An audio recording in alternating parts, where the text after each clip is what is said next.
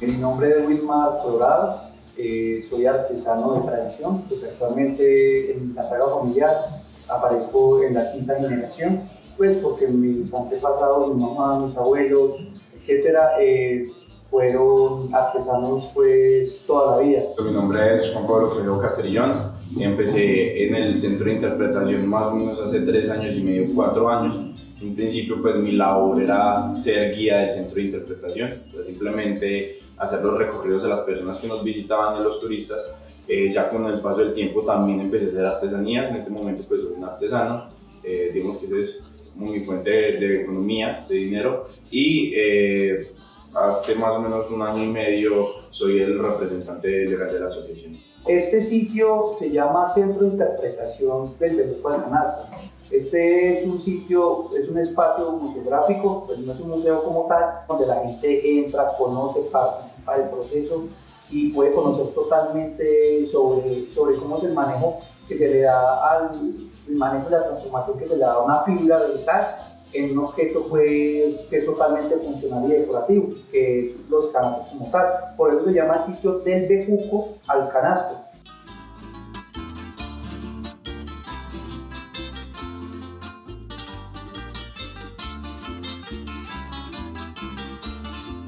El canasto no es simplemente un canasto como se ve superficialmente. Detrás de este canasto hay una tradición en un contexto totalmente grande, es una historia que viene asociada a todo el paisaje cultural cafetero. En toda esta zona era el antiguo viejo Caldas. Entonces nosotros somos como producto del sur de Antioquia, donde ellos llegaron y empezaron a colonizar todas estas tierras. Anteriormente Finlandia se llamaba Novilleros porque era como un sitio de paz donde descansaban, donde los arrieros descansaban. Y cuando se coloniza o se descubre, por decirlo así, Finlandia y se crea este municipio, obviamente llegan también con todo este tema del café. Y son por 2 cosas fundamentales. La primera es que en Finlandia pues hay mucha humedad, desde el 55 al 57%, y lo segundo es que Finlandia está muy bien ubicado geográficamente. Entonces en ese momento, como había café por todas partes y se necesitaba como cubrir esa demanda, Finlandia era el que vendía los canastos a los pueblos que estaban más cerca. Por ejemplo, Quimbaya, que queda acá abajo, la zona del valle, por ejemplo, Ulloa, Alcalá, que está un poco más allá de Quimbaya, son pueblos muy cercanos, de igual manera a Salento, a Circasia y a Pereira. Y ahí cuando empezó pues, todo el cuento de la cestería y todo el tema de los canastos, donde surgieron pues, diversos canastos donde cumplían una labor fundamental en cada proceso de la producción del café, desde que se sembraba hasta que ya se pelaba y se llevaba pues, hasta el secado. Habían 5 canastos para el proceso del café: el canasto sembrador, que era pues el encargado de llevar la planta del café para que se sembrara; el canasto recolector, que era el que se amarraba a la cintura, ese era el más conocido, que era pues para recolectar el café ya maduro; el tanquero, canasto tanquero, pues era para medir cuántos kilos se recolectaba un trabajador; el lavador y el cerecero, que eran pues parte de la despulpadora. En el lavador caía el grano ya sin la cáscara, que se llevaba pues al río a lavar, y en el cerecero caía la cáscara, esa cereza, esa partecita roja que simplemente se utilizaba como abono. Las generaciones de la cestería, y digamos como que las personas que más han impactado, obviamente la primera generación, que fueron los fundadores. Ellos fueron los primeros en hacer los canastos. De estas personas no se tiene un registro fotográfico, o sea, ya son personas de hace más de 100 años, en un momento pues que era difícil conseguir una cámara y más para un artesano que en ese momento su economía pues no era muy buena.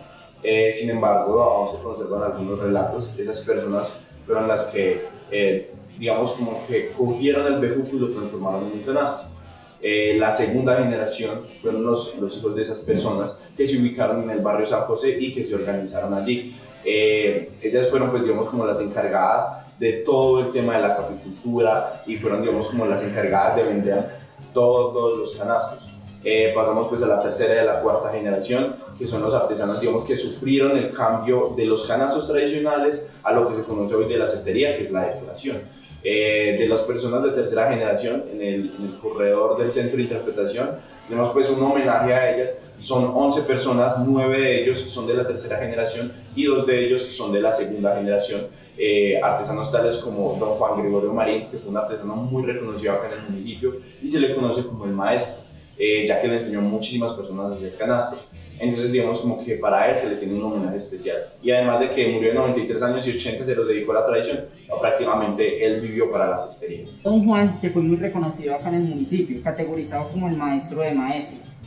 Él fue una persona, digamos, muy chapada a la antigua, la cual él solo fabricaba canastos. Después de la crisis, él seguía fabricando canastos porque él decía que así no perderíamos la tradición. Con el tiempo, él vio que al fabricar tanto canasto no le daba como lo suficiente para vivir, por lo cual decidió innovar. Le empezó a agregar tapita a los canastos. Este, por ejemplo, fue el último canasto que él fabricó antes de morir. La otra persona es don Manuel, de la segunda generación, Manuel Arias Murillo. Esta persona fue condecorado en el año 1986 con la medalla de la maestría artesanal, que hoy en día pues, es uno de los premios más altos a que puede aspirar un artesano. En ese momento se le dio una medalla con un canastico de oro que pues, fue entregado por el presidente Belisario Betancur, pues, que lleva de salida en esa época. Don Manuel fue el ganador. Le otorgaron una medalla que fue un canasto de oro pues, de un tamaño considerable, que representara lo que él hacía, que en este caso era pues, la cestería. El canasto lo conserva la familia en honor a don Manuel. La cuarta generación es la generación vigente, que son artesanos entre los 40 a 70 años, y hay un poco menos de 30 artesanos. La quinta generación son artesanos entre los 30 a los 40, pero en realidad hay muy pocos, hay máximo 5 y yo creo que un poco menos de 5. Entonces se notó mucho la diferencia entre la cuarta y la quinta generación y ese vacío que se empezaba a ver ya entre personas.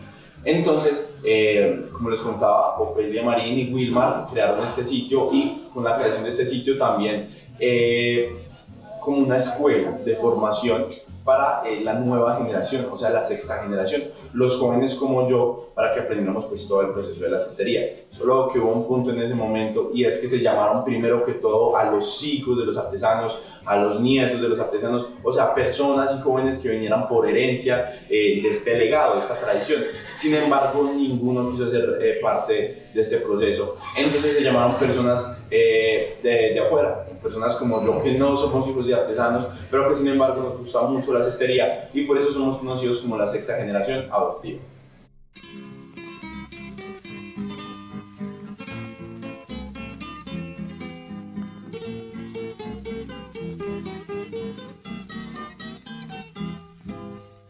Digamos que eso tuvo un declive porque la producción manufacturera nunca pudo pues, con la industria.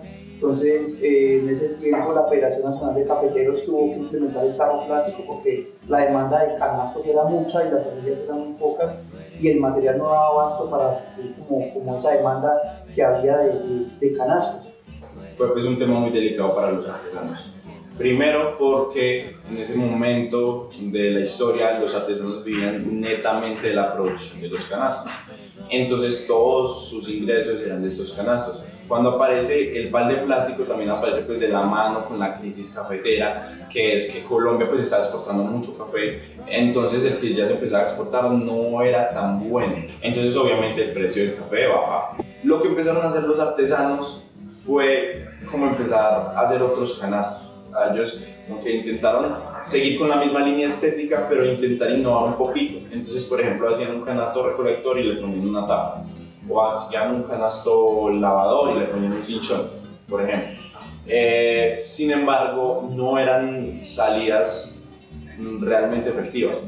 Entonces, más o menos el 50% de los artesanos terminaron saliéndose de la tradición. Muchos de los artesanos que dejaron la labor se dedicaron a la agricultura. Muchas personas de acá del municipio dieron otra oportunidad de migrar a otro, digamos, hacia los Estados Unidos. Por ejemplo, Finlandia es tiene unos índices muy altos en personas viviendo en Estados Unidos y en España. Los que se quedaron empezaron a innovar mucho la cestería, pero eso fue un proceso muy difícil. De la mano también estuvo Artesanías de Colombia, digamos como ayudando con lo que se podía, algunos talleres. O sea, ya sabía que no se vendía de la misma manera, sabía que no se podían vender los mismos canastos, entonces necesitaban unirse para poder tener más fuerza y ser más visibles. Y ahí es cuando pues empiezan a innovar y digamos como a compartir entre artesanos, por si digamos como él tenía un tejido pero no era como muy claro, entonces yo le ayudaba y hacíamos como un tejido ya que fuera bonito y ya podíamos lograr algo. En 1999 se constituye oficialmente la Asociación de Artesanos y es ahí cuando se empieza pues, a tejer lo que es la decoración más que todo. Ahí es cuando obviamente se seguían vendiendo los canastos, pero los canastos ya no eran para la misma utilidad, sino más bien como para la ropa sucia, estos canastos grandes por ejemplo. Y también se empiezan a crear mucho los que eran las lámparas y los centros de mesa. Eso fue lo primero pues, de la innovación que se hizo. ¿Por qué? Porque era lo que más se vendía y ya con el paso del tiempo sí se empezó, por ejemplo, en el año 2010-2015 ya sí se empezó a tejer muchísimas cosas diferentes. O sea, lo que eran bolsos, lo que eran atrapasueños, lo que eran gorras de bejucos, sombreros, también espejos. Entonces es en ese momento donde ya los artesanos como que ya se metieron al chip que no podían hacer los mismos canastos. Hablando pues del tema de diseño y de innovación, pues digamos que la evolución que ha tenido constantemente ha sido muy buena. Pues digamos, como mencioné anteriormente, ya el canasto no cumple una utilidad como asociada a la producción agrícola y a la producción del café, sino que ya tiene pues una función más decorativa en el hogar, más una funcionalidad más estética, ya lo que tiene que ver con lámparas, la decoración en todo el hogar, muebles, bueno, en fin, con ese material se puede hacer hasta lo imposible, se puede hacer de todo. Entonces, hoy en día, pues, las tendencias y el mercado lo exigen y lo piden. Entonces, nosotros tenemos que, para poder ser competitivos en el mercado, lo debemos cumplir así.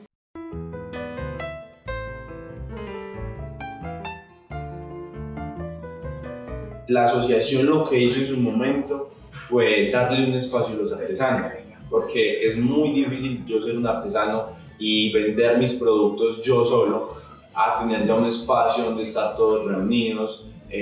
Obviamente, como pues, la unión hace la fuerza. Entonces, si yo estaba con las personas que hacían lo mismo que yo, nos quedaba más fácil entendernos, nos quedaba más fácil crear y nos quedaba más fácil vender. El impacto del museo respecto al tema ha sido pues, muy positivo.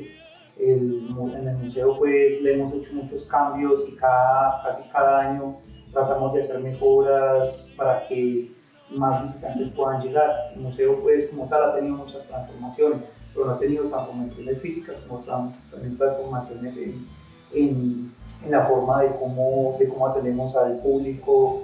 Tenemos una buena presentación y una buena información para el cliente. Por ejemplo, digamos, desde el año 2016 pues yo personalmente me dediqué a hacer una transformación y a desarrollar un paquete turístico que actualmente se llama Desbloqueando Ando, donde hemos tenido contacto con más de 20 operadores turísticos a nivel nacional que nos traen turistas nacionales e internacionales. Hoy en día pues eso ha estado muy quieto por el tema de pandemia, pero ha sido un aspecto muy positivo porque ellos traen grupos de 10, 20, 30, 40 personas. Vienen además de eso, vienen instituciones educativas, universidades, traen estudiantes para que conozcan el tema. El paquete que se diseñó pues es más como educativo, donde se le enseña a la persona desde cómo se extrae el material, los llevamos al bosque, se les contextualiza todo el tema, se les enseña cómo se maneja el material, cómo se transforma, cómo se pela, cómo se hace el canasto, o sea, en fin, la persona hace toda la transformación del bejuco al canasto y al final cada persona que nos visita hace su canasto. Pues esa es la finalidad del paquete y de los paquetes pues como tal, y que conozcan pues el tema pues a fondo. Y ha sido muy positivo en el tema turístico porque digamos, el centro de interpretación del bejuco del canasto ha sido uno de los sitios más visitados acá en Finlandia. La asociación es una asociación que está fundada desde el año 1983, ya ha pasado por varias generaciones, actualmente es una de las asociaciones más sólidas, yo diría, que el departamento del Quindío. Es una asociación que está totalmente legal. Actualmente, por ejemplo, uno de los representantes legales es uno de los jóvenes de la asociación de artesanos. La idea es ir evolucionando y tratar de hacer ese relevo generacional, que los jóvenes vayan poniendo pues, el tema totalmente. Bueno, yo llegué a ser pues, el representante legal de la asociación, dimos gracias a las gestiones que hizo Ofelia Marín y Wilma, que digamos como que son las cabezas más visibles de acá del centro de interpretación. En ese momento, doña Ofelia pues, ya venía digamos, de un recorrido de ser la representante legal, más o menos unos 7 años, entonces se quería también a la asociación como incluirle sangre nueva. es ahí cuando se hace la elección de la junta directiva y pues yo me lanzo, digamos, a la presidencia y bueno, me escogen en ese momento.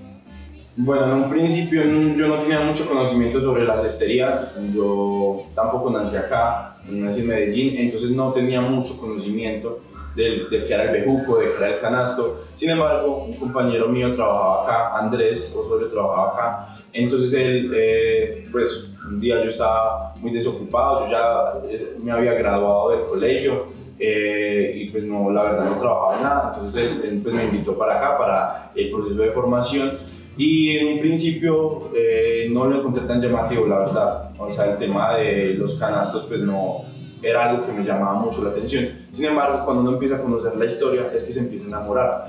Yo siempre he pensado que las raíces de un pueblo son muy fundamentales y si uno olvida de dónde viene, pues es también una incertidumbre saber para dónde va. Entonces en ese momento es que me empieza a gustar mucho la cestería por el tema de la historia y también por el tema de tejer. O sea, hacer canastos para mí es muy satisfactorio. Primero porque uno se despeja muchísimo la mente y segundo porque es muy entretenido uno o muy satisfactorio también uno al final de una artesanía darse cuenta que uno la hizo y que en realidad quedó muy bonita. Es por eso que ya me enamoré de la cestería. O sea, yo en este momento pienso mucho futuro de cómo me veo en la cestería, obviamente sin dejar de lado la carrera que estoy haciendo, pero yo quiero seguir de la mano con la cestería. Es por eso pues, que me enamoré de todo este tema.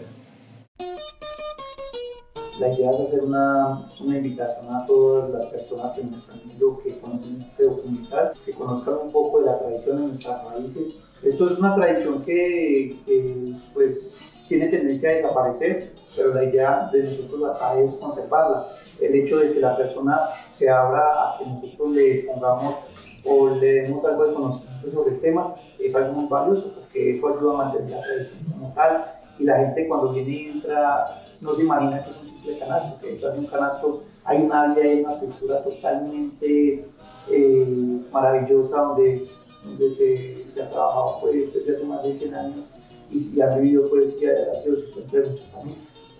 Bueno, la invitación es para todos los que nos estén viendo de parte del Centro de Interpretación y de la Asociación de Artesanos de acá de Finlandia para que vengan y nos visiten, entiendan qué es todo el proceso de la cestería, qué hay detrás de un canasto, qué es el bejuco y cuál ha sido pues, toda la historia de nosotros. También para que apoyen a nuestros artesanos y al igual que nosotros se enamoren de la cestería, ya que pues, es una raíz de nuestro pueblo y queremos que ustedes también se sienten involucrados, se sienten acompañados en todo el tema que quieran pues, realizar de nuestra mano, de la mano del bejuco y pues como nos gusta decir, que nos acompañen a tejer historia.